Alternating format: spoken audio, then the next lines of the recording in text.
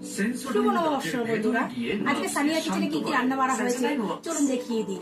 তাহলে চলো। শাক, হ্যাঁ চলুন দেখিয়ে দিই কি কি হয়েছে। তা চলো। 250 ml 7 গরম গরম ভাত দেখো বন্ধুরা, একদম আগুন আগুন ভাত হয়ে গেছে। একটা পাঁচমিশালি তরকি করেছি খাওয়ার জন্য, একটা পাঁচমিশালি তরকি হয়েছে।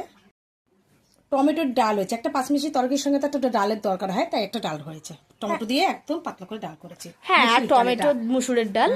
হ্যাঁ, তো সে এগুলো তো হলো, তা মেন আইটেমটা কি বলো? আসো দেখিয়ে দিই। কাতলা মাছের কালিয়া করেছি, এটা একদম কাজু দিয়ে দিয়ে করেছি একটা, একদম কাতলা মাছ, পেঁয়াজ রসুন ছাড়া, একদম আদা জিরে বাটা, কাজু বাটা, চালমগজ বাটা দিয়ে করেছে, একদম মাখা মাখা একটা তরকারি করেছে। একদম দারুণ দেখতে লাগছে। তা ঠিক আছে, তো আজকে রান্না বান্না কেমন লাগলো অবশ্যই কিন্তু জানাতে ভুল। ও আর একটা পদ আছে, ও তাহলে সেটাও দেখিয়ে দাও। সেটা আবার স্পেশাল জিনিস, তো চলো দেখে নি। নববর্ষ হয়েছে, একটা মিষ্টি মুখ হবে না, তার জন্য করেছি দেখো পায়েস করেছি। বাহ, আজকে পায়েসও হয়েছে। তাহলে মিষ্টি মুখ তো দরকার হয়, নববর্ষের দিন একটা মিষ্টি মুখ না হলে চলে? একদম।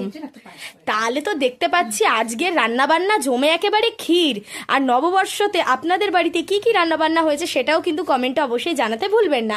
আজ এইটুকুই, টাটা বন্ধুরা।